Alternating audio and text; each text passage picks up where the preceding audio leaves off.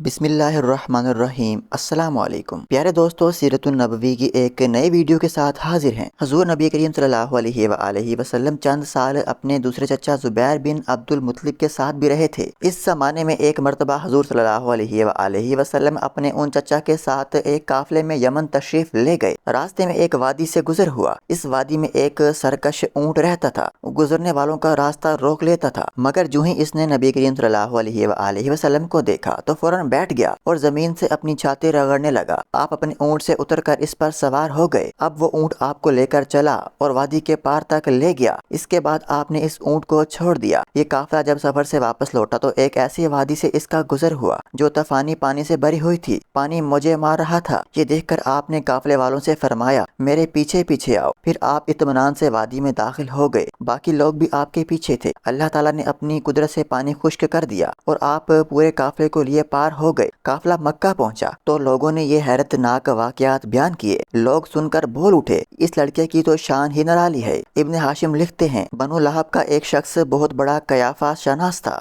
یعنی لوگوں کی شکل و صورت دیکھ کر ان کے حالات اور مستقبل کے بارے میں اندازہ لگایا کرتا تھا۔ مکہ آتا تو لوگ اپنے بچوں کو اس کے پاس لاتے، وہ انہیں دیکھ دیکھ کر ان کے بارے میں بتایا کرتا تھا۔ ایک بار یہ آیا تو ابو طالب آپ کو بھی اس کے پاس لے گئے اور اس وقت آپ ابھی نوعمر لڑکے ہی تھے۔ قیافہ شناس نے آپ کو ایک نظر دیکھا، پھر دوسرے بچوں کو دیکھنے لگا۔ فارغ ہونے کے بعد اس نے کہا، اس لڑکے کو میرے پاس لاؤ۔ ابو طالب نے یہ بات محسوس کر لی تھی کہ قیافہ شناس ان کے بھتیجے کو عجب نظروں سے دیکھ رہا ہے، لہٰذا وہ آپ کو لے کر وہاں سے نکل آئے تھے۔ جب قیافہ شناس کو معلوم ہوا کہ آپ وہاں موجود نہیں ہیں تو وہ چیخنے لگا، تمہارا برا ہو، اس لڑکے کو میرے پاس لاؤ جسے میں نے ابھی دیکھا ہے۔ اللہ کی قسم وہ بڑی شان والا ہے۔ ابو طالب نے نکلتے ہوئے اس کے یہ الفاظ سن لیے تھے۔ ابو طالب نے تجارت کی غرض سے شام جانے کا ارادہ کیا۔ نبی کریم صلی اللہ علیہ وآلہ وسلم نے بھی ساتھ جانے کا شوق ظاہر فرمایا۔ بعض روایت میں آیا ہے کہ آپ نے جانے کے لیے خاص طور پر فرمائش کی۔ ابو طالب نے آپ کا شوق دیکھ کر کہا، اللہ کی قسم میں اسے ساتھ ضرور لے کر جاؤں گا، نہ یہ کبھی مجھ سے جدا ہو سکتا ہے، نہ میں اسے کبھی اپنے سے جدا کر سکتا ہوں۔ ایک روایت میں یوں آیا ہے، آپ نے ابو طالب کی اونٹنی کی لگام پکڑ لی اور فرمایا، چچا جان آپ مجھے کس کے پاس چھوڑے جا رہے ہو؟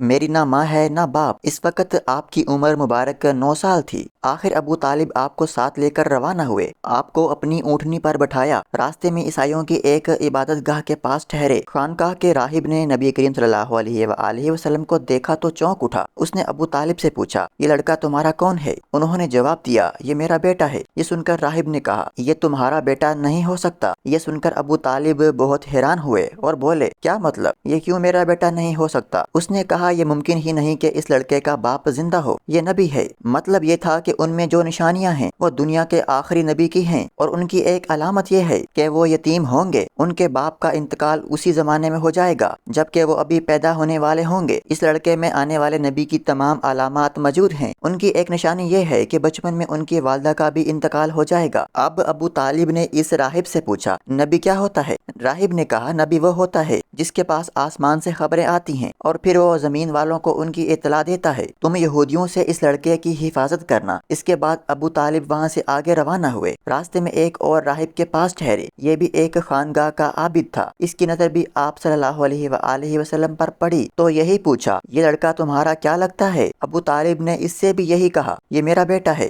راہب یہ سن کر بولا، یہ تمہارا بیٹا نہیں ہو سکتا، اس کا باپ زندہ ہو ہی نہیں سکتا۔ ابو طالب نے پوچھا، وہ کیوں؟ راہب نے جواب میں کہا، اس لیے کہ اس کا چہرہ نبی کا چہرہ ہے، اس کی آنکھیں ایک نبی کی آنکھیں ہیں، یعنی نبی جیسی ہیں جو آخری امت کے لیے بھیجے جانے والے ہیں۔ ان کی علامات پرانی آسمانی کتابوں میں موجود ہیں۔ اس کے بعد یہ قافلہ روانہ ہو کر بصرہ پہنچا۔ یہاں بھی ایک راہب اپنی خانگاہ میں رہتا تھا۔ وہ بہت زبردست عالم تھا۔ حضرت عیسیٰ علیہ السلام کے زمانے سے اس خانگاہ کا راہب تھا۔ نسل در نسل یہ عالم فاضل خاندان ہی سے چلا آ رہا تھا۔ قریش کے لوگ اکثر اس کے پاس سے گزرا کرتے تھے، مگر اس نے کبھی ان سے کوئی بات نہیں کی تھی۔ مگر اس بار اس نے قافلے میں آپ کو دیکھ لیا تو پورے قافلے کے لیے کھانا تیار کروایا۔ اس عالم نے یہ منظر بھی دیکھا کہ نبی کریم صلی اللہ علیہ وآلہ وسلم پر ایک بدلی سایہ کیے ہوئے تھی۔ جب یہ قافلہ ایک درخت کے نیچے آ کر ٹھہرا تو اس نے بدلی کی طرف دیکھا، وہ اب اس درخت پر سایہ ڈال رہی تھی اور اس درخت کی شاخیں اس طرف جھک گئی تھیں جدھر نبی کریم صلی اللہ علیہ وآلہ وسلم موجود تھے۔ اصل میں ہوا یہ تھا کہ جب نبی کریم صلی اللہ علیہ وآلہ अलैहि वसल्लम इस दरख्त के पास पहुंचे तो काफिले के लोग पहले ही सायादार जगह पर कब्जा कर चुके थे। अब आपके लिए कोई सायादार जगह नहीं बची थी। चनाचे आप जब धूप में बैठे तो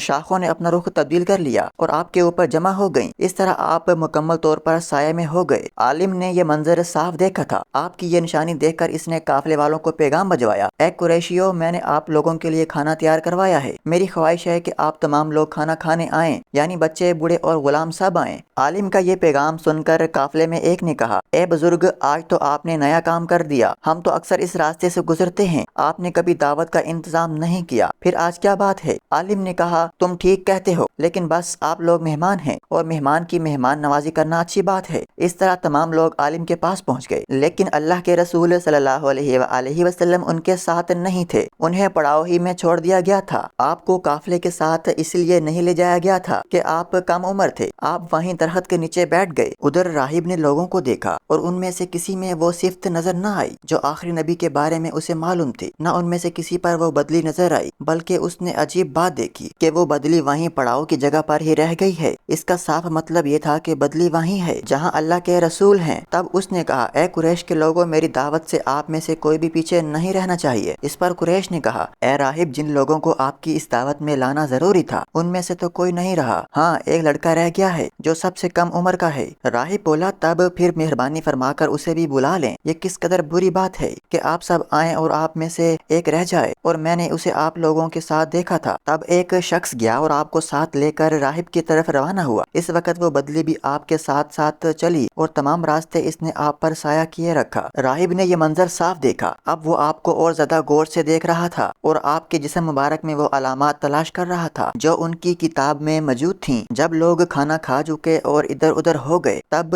राहिब आपके पास आया और बोला, मैं बुतों के नाम पर आपसे चंद बातें पूछना चाहता हूँ। जो मैं पूछूं आप मुझे बताइए। इसकी बात सुनकर आपने फरमाया, बुतों के नाम पर मुझसे कुछ ना पूछें, अल्लाह की कसम मुझे उनसे सख्त नफरत है। अब राहिब बोला, अच्छा तो फिर अल्लाह के नाम पर बताइए जो मैं पूछना चाहता हूँ। तो आपने फरमाया, पूछो, क्या पूछना है? उसने बहुत से सवालात किए, आपकी आदात के बारे में पूछा। इसके बाद उसने आपकी कमर पर से कपड़ा हटाकर मोहर नबूवत को देखा। वो बिल्कुल वैसे ही थी जैसा इसने अपनी किताबों में पढ़ा था। उसने फौरन मोहर नबूवत की जगह को बोसा दिया। कुरैश के लोग ये सब कुछ देख रहे थे और हैरान हो रहे थे। आखिर लोग कहे बगैर न रह सके, ये राहिब मोहम्मद सल्लल्लाहु अलैहि वसल्लम में बहुत दिलचस्पी ले रहा है। शायद इसके नजदीक उनका रुतबा बहुत बुलंद है। उधर नबी करीम सल्लल्लाहु अलैहि वसल्लम से बातचीत करने के बाद राहिब अबू तालिब की तरफ आया और बोला, ये लड़का तुम्हारा क्या लगता है? अबू तालिब ने कहा, ये मेरा बेटा है। इस पर राहिब ने कहा, नहीं, ये तुम्हारा बेटा नहीं हो सकता। ये नहीं हो सकता कि इसका बाप जिंदा हो। अबू तालिब को यह सुनकर हैरत हुई। फिर उन्होंने कहा, दरअसल ये मेरे भाई का बेटा है। उनका बाप कहाँ है? वो फौत हो चुका है। इसका इंतकाल इस वक्त हो गया था जब ये पैदा भी नहीं हुआ था। ये सुनकर राहिब बोला, हाँ, ये बात सही है। उनकी वालदा का क्या हुआ? उनका अभी थोड़े अरसा पहले ही इंतकाल हुआ है। ये सुनते ही राहिब ने कहा, बिल्कुल ठीक कहा। अब तुम लोग यूँ करो, अपने भतीजे को वापस अपने वतन ले जाओ। यहूदियों से उनकी हिफाजत करो। अगर उन्हें उनके बारे में पता चल गया तो वो उन्हें कत्ल करने की कोशिश करेंगे। इसकी बहुत शान है। इनकी शान के बारे में हम अपनी किताबों में लिखा हुआ पाते हैं और हमने अपने बाप दादों से भी उनके बारे में सुन रखा है। मैंने ये नसीहत करके अपना फर्ज पूरा कर दिया है और उन्हें वापस से लेकर जाना तुम्हारी जिम्मेदारी है। अबू तालिब राहिब की बातें सुनकर खौफजदा हो गए। आपको लेकर मक्का वापस आ गए। इस वाक़ये के वक्त आपकी उम्र 9 साल थी। इस उम्र के लड़के आमतौर पर खेल कूद में जरूर हिस्सा लेते हैं। उन खेलों में खराब और गंदे खेल भी होते हैं। अल्लाह ताला ने आपको इस सिलसिले में भी बिल्कुल महफूज रखा। इस जाहिल जमाने में अरब जिन बुराइयों में झगड़े हुए थे, उन बुराइयों में से भी अल्लाह ताला ने आपकी हिफाजत फरमाई। एक वाक़ये में आप खुद बयान फरमाते हैं, एक